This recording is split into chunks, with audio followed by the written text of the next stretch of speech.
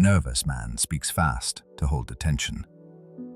He operates under the subconscious assumption that his time is limited, that his audience is on the verge of walking away, and that silence is a vacuum that will consume his social standing. He fears that if he stops, you will leave. But a king speaks slowly because he knows you will wait. This distinction is not merely a matter of habit or style. It is the single most accurate indicator of a man's internal reality.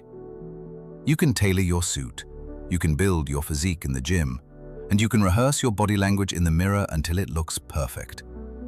But the moment you open your mouth, your biology betrays you. We often focus entirely on what we say, obsessing over scripts, comebacks, and the logic of our arguments. Yet human communication is overwhelmingly primal. Before a listener processes the semantic meaning of your words, their nervous system processes the frequency and tempo of the sound itself. Evolution has wired us to categorize sounds instantly into buckets of threat, safety, competence, or submission. If your voice wavers, pitches up, or rushes, you are signaling distress. You are broadcasting to the room that you are in a state of fight or flight, regardless of how confident your words claim to be. Today, we are dissecting the mechanics of vocal authority. We are looking at why the most powerful men in any room are often the ones who speak the least. And when they do, they speak at a pace that forces the world to slow down to their rhythm. To understand how to reclaim your vocal power, you must first understand the para-linguistic triangle: pitch, tempo, and inflection. These are the three coordinates that locate you on the social hierarchy. Let us begin with pitch. In the animal kingdom, size correlates with the depth of sound. A lion's roar is deep because the physical apparatus producing it is massive. A small, anxious animal produces high-frequency, rapid sounds. When a human male speaks with a high-pitched pitch, particularly when under stress, he is sending an ancient evolutionary signal of smallness and harmlessness. It is a biological white flag. This does not mean you need to fake a deep bass voice, but it means you must understand that tension in the throat raises pitch.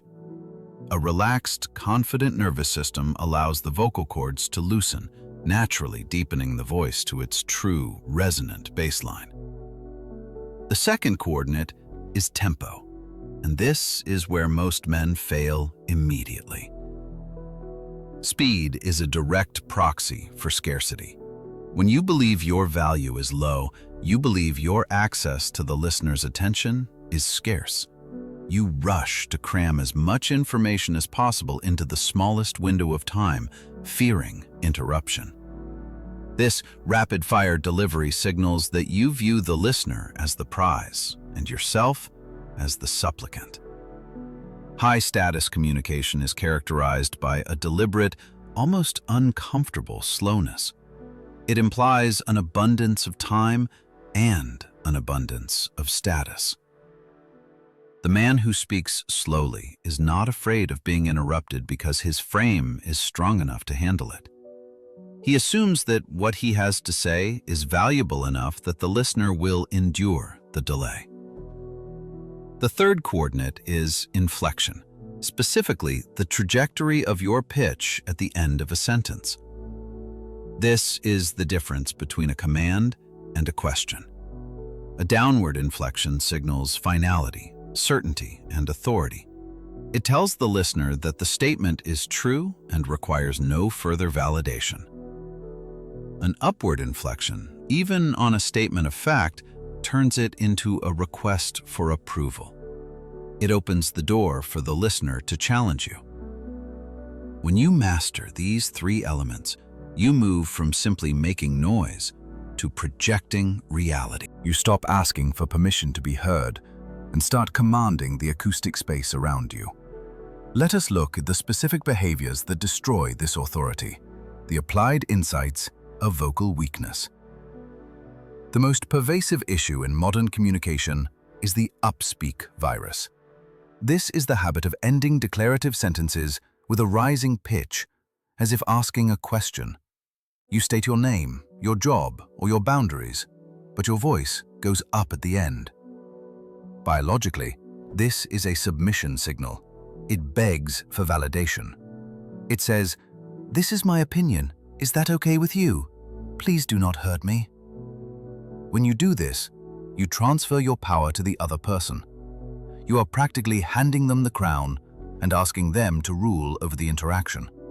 If you catch yourself doing this, you must consciously force your voice down at the end of the sentence. It will feel aggressive at first, but to the listener, it will simply sound like competence. The second major error is the fear of silence, manifested through filler words like and like. These sounds serve no semantic purpose. They exist solely to plug the gaps in conversation because silence makes you anxious. You feel the tension of a pause, and you rush to relieve it with noise. But in the realm of power dynamics, tension is a tool. Silence creates tension, and tension creates attention. When you pause and say nothing, the listener's brain goes into high alert, waiting for the resolution.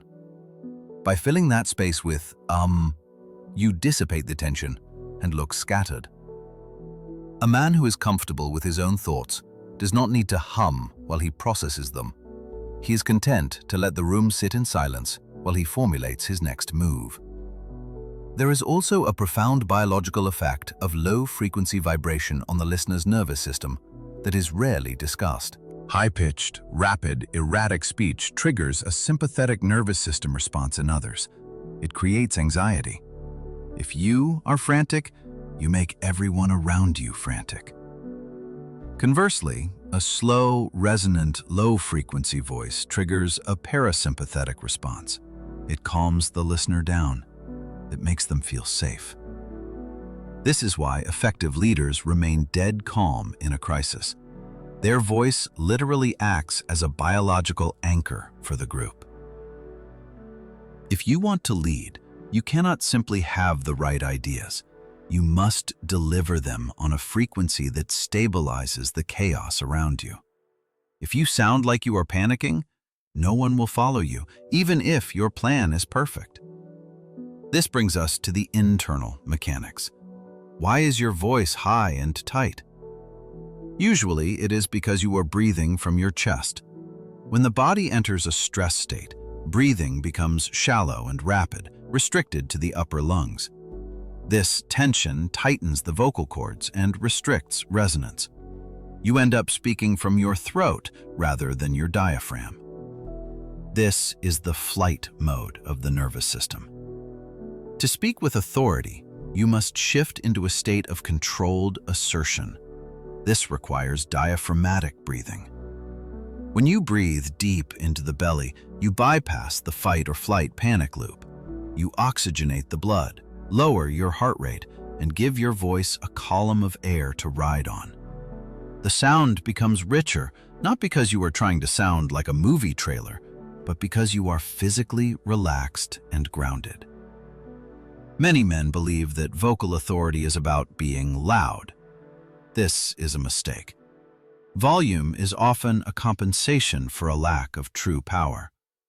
The man who screams is usually the one who feels he is not being heard. True authority is often quiet. It draws people in.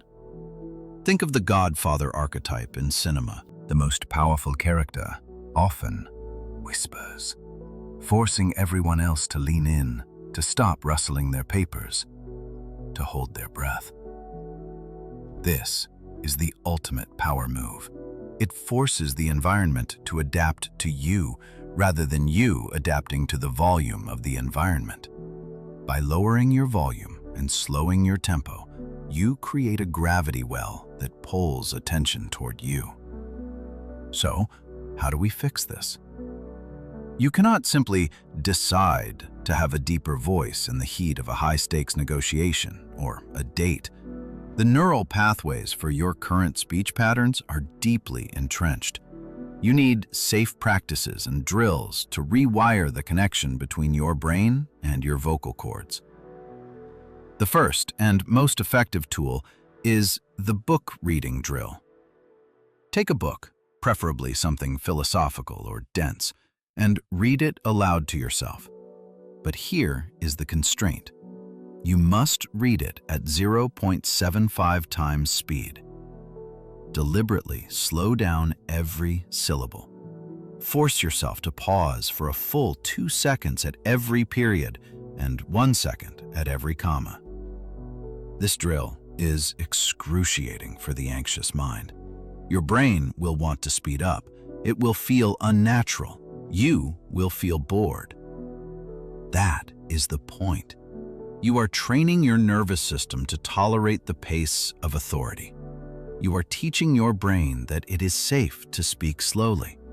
Over time, this practice bleeds into your natural conversation. You will find that when you are asked a question in a meeting, you no longer feel the urge to blurt out an answer. You will have the muscle memory of the 0.75 times pace, giving you the control to pause, think, and deliver. The second practice is the recording check. Most men are delusional about how they sound. You hear your voice through the vibration of your own skull, which adds bass and resonance that others do not hear. You must record yourself speaking during a phone call or simply reading a paragraph. Listen to the playback. Listen specifically for the upspeak at the end of sentences. Listen for the ums and ahs. It will be painful to hear. You will cringe. But you cannot fix a leak you cannot see. By identifying exactly where your inflection rises, you can catch it in real time next time. Awareness is the precursor to control. Another critical adjustment is the physical posture of the voice. If your head is forward, your neck is bent, and your shoulders are hunched, you are physically kinking the hose. The air cannot flow, and the voice gets trapped in the throat. Vocal authority requires verticality. Pull your head back, align your spine, and open your chest. This is not just for appearance. It is to create a clear channel for sound. When you speak from a posture of alignment, the voice naturally resonates in the chest cavity, adding that weight that commands respect. This is why fixing your posture often automatically improves your voice. You must also understand the psychological link between truth and tempo. When a man lies, he often speeds up or over-explains. He adds unnecessary details to cover the gaps. When a man speaks the truth, he is economical. He says what is, and then he stops. There is an inherent link between brevity and honesty. By practicing speaking slowly and concisely, you are hacking this perception. You are signaling that you have nothing to hide and nothing to prove. You are comfortable with the facts as they stand. This makes you infinitely more persuasive than the man who offers a rapid-fire dissertation to justify his actions. Consider the dynamic of a negotiation. The person who speaks first and fastest often loses. They reveal their position, their anxiety, and their eagerness to close the deal. The person who listens, waits, and then delivers a slow, calculated response controls the frame. The silence you leave after you speak is the weight of your authority settling on the room. Do not rush to lift that weight off their shoulders. Let them feel it. Let them be the ones to break the silence because the pressure is too much for them. This is how you win without raising your voice. Ultimately, your voice is the soundtrack of your mindset. If your mind is chaotic, fearful, and seeking approval, your voice will be high, fast, and rising. If your mind is cold, ordered, and self-assured, your voice will be low, slow, and falling. You can try to fake the sound, but true vocal authority comes from fixing the internal reality. It comes from realizing that you do not need their validation. You do not need to entertain them. You are simply stating the reality of the situation. The takeaway is simple. Slow down. In every interaction you have today, cut your speed by 20%. Breathe before you answer. Drop your pitch at the end of the sentence. Watch how people react. You will see them relax. You will see them stop interrupting. You will see them wait. The world treats you exactly how you treat yourself. If you rush, the world rushes you. If you take your time, the world waits. If what you have to say is important, they will listen. If they do not listen, then you save your breath for those who matter. This is the sound of status.